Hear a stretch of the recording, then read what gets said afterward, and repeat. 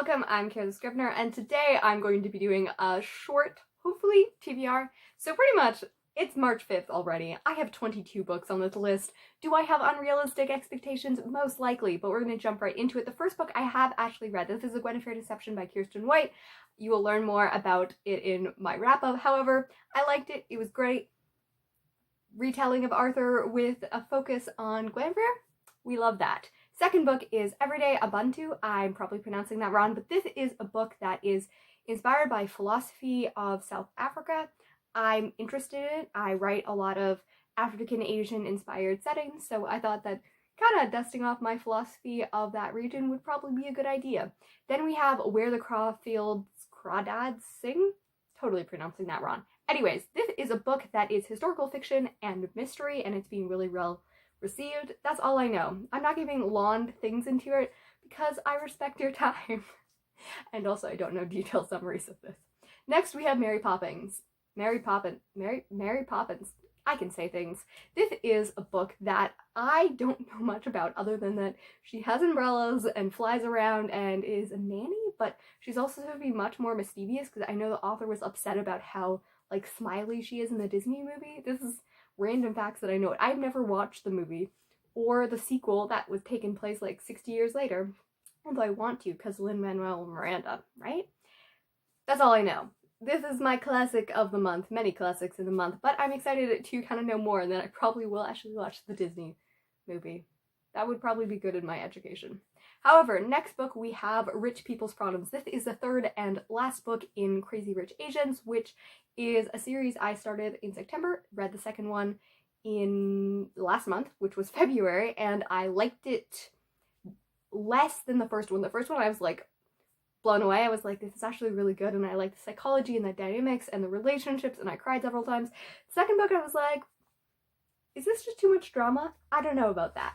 Anyways, I'm hoping this one will kind of steal my whole heart and will just make me melt with happiness. This is what I want. Then we have The Conference of Birds. This is the 5th installment in Miss Peregrine's Home for Peculiar Children, except for now we are in the States, and it's weird because these people from 1940s UK are like 20th century, 21st century.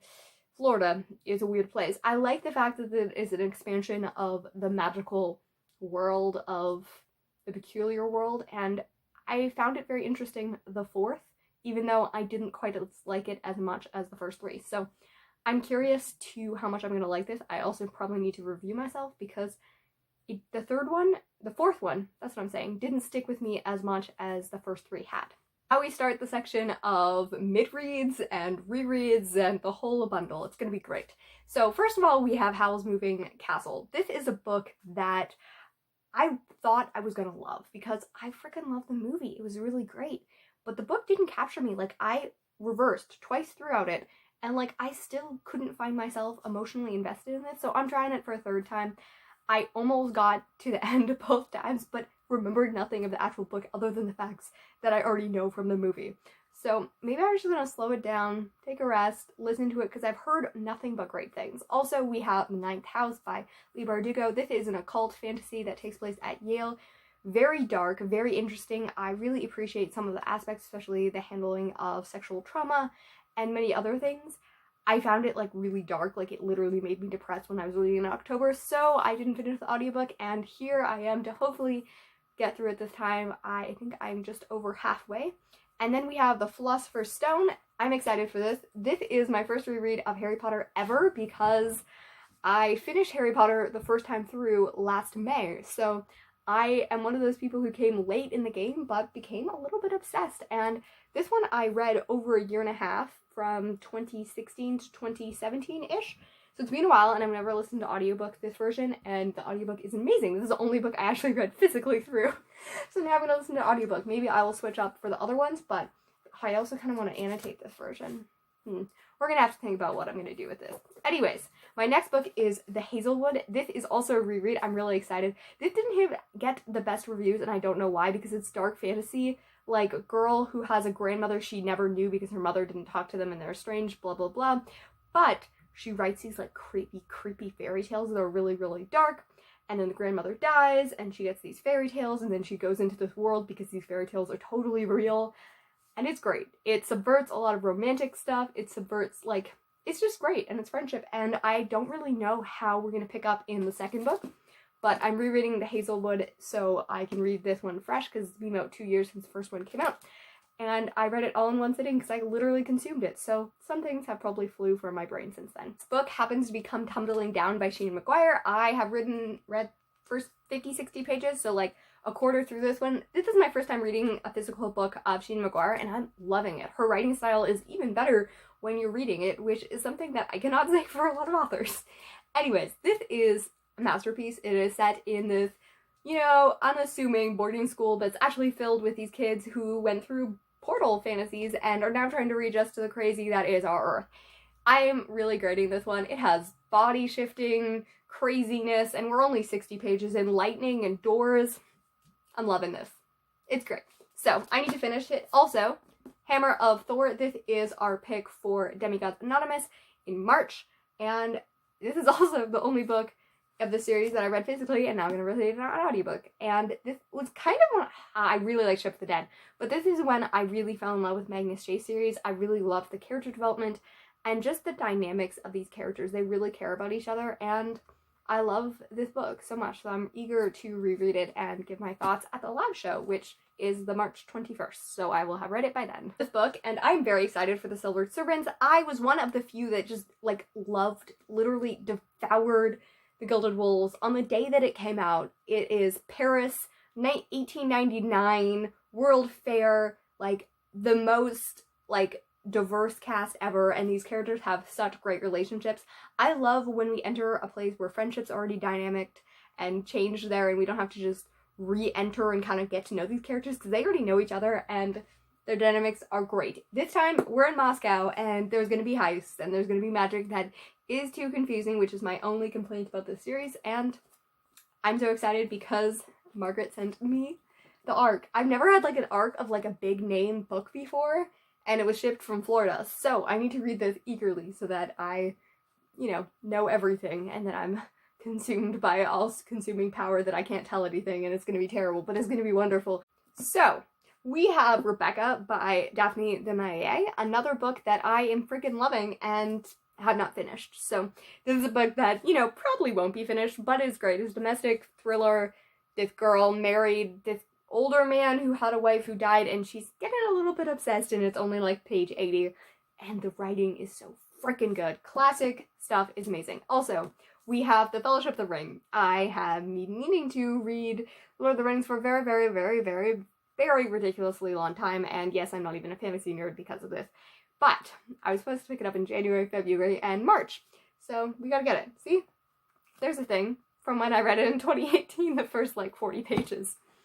I'm not a terrible person. Anyways, then we have The Great Gatsby, the book that I started this decade out with because I wanted to be that pretentious nerd, and again, I'm loving it. I'm like, I don't know, a quarter through. I need to finish it. It's a thin boy, so I should be able to do that. What else do I have? Is that the rest? Oh, Spider-Man Year 1. This was supposed to be finished by the end of the year last year, but I didn't. I have about 3 or 4 of the comics left, and I'm making a funny review system of me going through, and I'm very excited to finish that video, finish this book, even though, you know, 1960s comics is a little bit ridiculous and fun at times. It is fun to go through. Sometimes I get ahead of myself in the thought process, and then I say it, and it doesn't make sense, and you don't care about this. Anyway, so we need to go back to story time. Once upon a time, when I was starting this channel, I was like, hey, I'm gonna read through all of Shakespeare, because I'm gonna be that booktuber. And then I got to King Lear, someone's favorite. I had read like 17 of his books by this point, and something about King Lear just made me stop in my tracks because I didn't like it. And like, I don't know. Most of the books that I have left on his repertoire aren't books that, like, people know or talk about or anything like that. It's just the histories and a few, like, comedies no one cares about and maybe some slaughter. I don't know.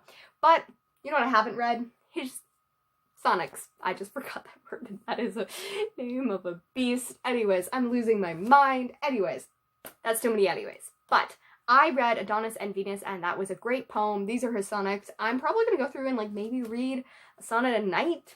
Who knows? Probably will fail, but it will be a fun adventure. And then, book that I'm going to either hate or love, depending to the people I trust, we have The Rage of Dragons by Evan Winter. This started out as a indie published, self-published book, and I'm excited for that reason. She's a thick boy, so it's gonna be fun. I've read the prologue and it didn't actually grab me, that's the word I'm trying to say. But I have thoughts. I have the audiobook on CDs, which is something like I've really never done, but since Narnia in my childhood was great. But this book I'm dedicated to, and it's thick, so CD, so it's gonna need to be near my computer when listening to it. We have hopes. Have a poll. Am I gonna hate this or love this? And then, last, what do I have left? Least, I have Redwall, because it's middle grade magic season in March, and I'm not doing anything else. I was looking through my holds on my audiobook, and I was like, Redwall, that's like a middle grade series that everyone loves, and it's short, and we need more books in this, so let's do that. So I'm gonna read Redwall. I don't know much. I think it has animals as main characters, which is always an off-put for me, but I've heard nothing but like grand things.